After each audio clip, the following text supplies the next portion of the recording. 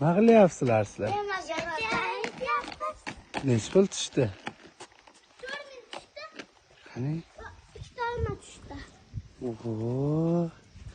Qayga to'rlang pul berdi? Bu aka birinchi kim Sabohat xonlarga.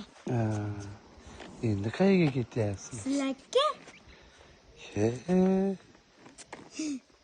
Aytinglarchi Ramazonni qani? Ramazon yetganlik esigingizga, Xudoyim o'g'il beshigingizga, uchoqda gul, tandirda pul, chiqayoqaning nishonga taqdim, shod qizaldim qizing ismingoya, yana pavichaya, ishlabandagi qo'ng'ochdi, hallajon qo'nim ochdi.